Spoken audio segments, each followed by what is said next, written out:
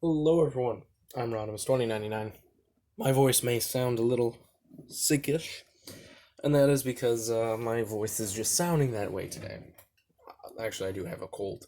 It's nothing bad, but I will still power through it. This is a.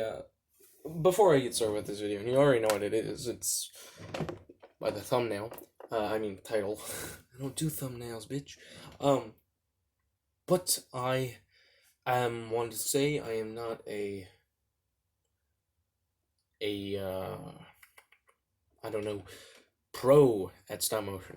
I've taken a class, and all that was kind of just, hey, if you use this program, it will look a lot better, uh, on its own. But if you convert it and turn it into YouTube, it won't. And that's what I hate. I hate that it doesn't look good in YouTube, and that's an actual thing. That's an actual problem. It sometimes looks a lot worse than it usually does in YouTube. So that program I just can't do. It's I don't remember what the program was, but it was bought for everyone who took the class, and it was okay. But I'm not a expert at stop motion. I'm an enthusiast of more. I find it just fun. I like taking my figures, which I have for fun, and I can just pose them and make them come to life. I love that. I love doing anything that feels like that. That's why I make sourdough bread sometimes, or cookies, or focaccia bread. Anything just to make me feel like, yo, I just brought something to life. Like crazy? Um, yeah, that's just me. That's just me. That's just how I am. Um, but that's just, yeah, it's me. So, let's focus on one thing, which is how to make your stop motions better. Now, this fifth one, it's top 5 things to make your stop motion better. I am no Swagwave, no Leo Legendary, who put a lot of time into stop motion. But I want to say one thing before we start with top 5. Don't let people's frame rate persistency stop you. If someone says, oh, you gotta do 25 frames, it looks so good. If you do 64, it will look great.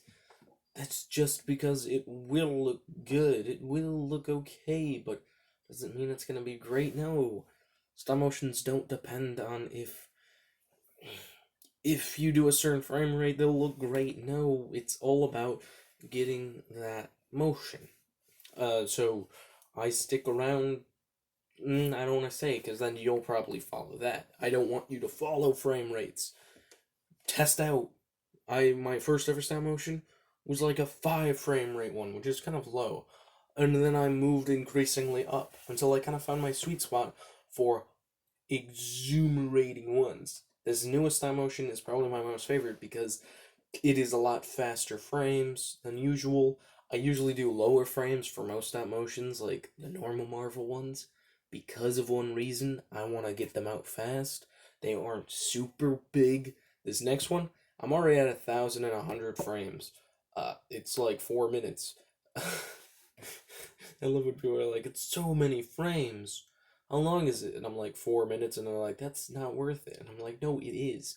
Um, but getting those frames isn't why you're doing it. You're not doing it for a certain amount of frames. You're doing it for story. So the story, it's not over. It's there's a lot more to go. I'm gonna hit 2,000 soon.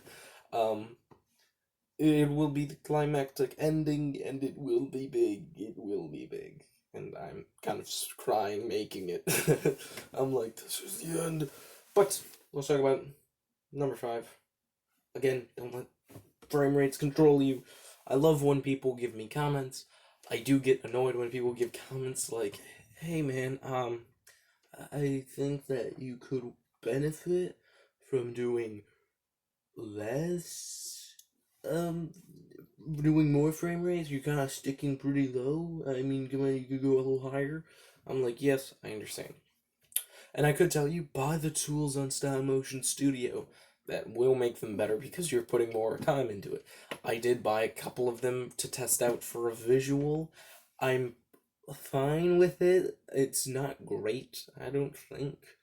I don't feel it's great, but it's a silly little trick that I will do more. Yeah. Anyway, number 5 is figures, but a specific thing with figures. Buy figures that have a good amount of expressiveness. This cap. I love this cap. He looks like Captain America. But I find I should use him because he looks screen accurate. But one Captain America has a way more articulation zone because of a couple simple tricks. This one, specifically its shoulders, it has a plastic shoulder covering to get that armor look. So you have to do that, which breaks up the kind of sculpt and doesn't look too great. You can still get that motion, but if you do this one, which I did add my own armor pads, it gets that same amount of motion without breaking the sculpt. That's why I do prefer this one, being in Secret Wars, but this one just looks so nice that it works. And along with that, shields. This is something that you probably don't know, but there's 2 shields right before you. What's the difference between them? Say battle damage. But if they were like this, you would say, oh, this one has straps. The straps look good in certain angles, certain poses, certain scenes. If he's running, like he will be, I need this. You see the straps. But if he's taking his shield, throwing it at someone, this one. And I do kind of like having a shield that has that optional no straps. Because you can do more dynamic poses with it. More this, more on his back, more him on it like a snowboard. And another thing is, I love one figure in my collection. He's pretty much my favorite figure right now, I'm thinking. MCU Daredevil. MCU Daredevil by Mezco. He looks fantastic. He looks amazing. But the boy's range of movement is limited due to the fact of his cloth suit. That limits him. It ruins his movement. So I would recommend going with something like Marvel Legends or SH Figuarts for stop motions. But again, really, it's just about the figures that you use. It doesn't matter if they're the right endgame version. People will still get your point. And even if you do something like a stupid little sketch with them, it could help using more articulated ones. And again, Toy Biz has real articulated ones. That's why they're used a lot. Like, I always was wondering, like, Toy Biz doesn't look great like normal Marvel Legends by Hasbro, but they do get the range of motion. Number 4 is kind of another obvious one. Stands. The Spider-Man Noir figure needs a stand whenever I have him, because he is so dang posable. And really, the stand will just capture his range of movement if you do the right poses. And he is just a favorite character of mine that looks even better when he has a stand to jump and swing off of. So, stands. You can pretty much find stands at your comic book shop. If you do want a good high-quality stand, Mafex has some of the best stands out there in the game. NECA does kind of more individual stands, but theirs are not great. They're good for flying. Falcon looks fantastic with one of those, but Endgame Cap does not. This one does work, and I bought this one with the Batman figure, which all Mafex figures come with a stand, so you could just buy a Mafex figure for him and the stand, and get a pretty badass figure, which really makes Mafex does great. Number 3 is kind of a one that you probably already have, but I know when I first started it, I didn't have one. I had sort of a little holder for it, but a camera stand. This is my camera stand. It works well. It's Lego, and you wouldn't notice. It has kind of a perfect center of gravity. It fits right in, and it keeps sure that my camera is on the right mark. I also do kind of map out my desk. I have little notches on the side here, so whenever I move my camera back this way, I know I can have a certain height of figures as tall as I need them to be. But that's kind of an obvious one, and I figure that you would have that one. But again, if you're new to the stop motion game, which I do think everyone should do stop motion one time, it's fun. Yeah, that's one. This one sounds so pretentious. Number 2, organize. Organize, organize, organize. I'm going to show you 3 containers of mine that I use in almost every stop motion. This one, it's a small one. What do you think's in it? Things that I need. This little web dude thing. Gun.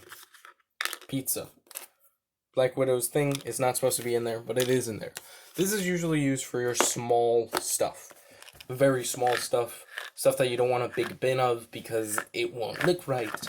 And this one, it can also be used as a table. So, you have that added bonus. Heads. These are all heads. I use these to swap out heads, to hold heads. Yeah, you need these. You need them. Because otherwise you can't really display it properly. You can't use them properly. If you have a whole bin of heads and hands, you need the division. Hands, heads, other tubs. And then this final one, which will kind of show some stuff or endgame that you might not want to see, but boxes. This is a box full of figures. That's all you get to see. It's full of figures, so if I need War Machine, he's in there. And I like to do is I like to go through my collection and just sculpt which ones I need. This shelf is new. Every shelf got a new addition to it, so I gotta do that again. Which thank you guys for the 300 and something views on that one. My god.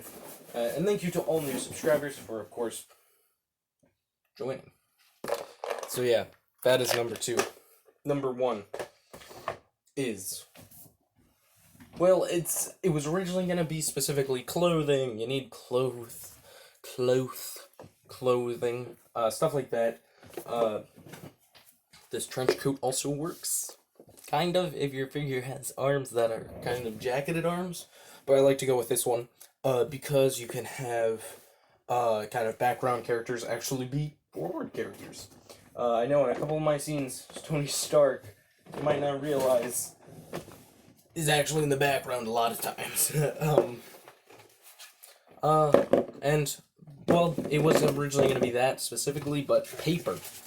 Paper helps a lot. You don't really realize it until you use it. But you can crumple it, make explosions, make smoke. Or you can use it to make scenes, like New York City. Yeah.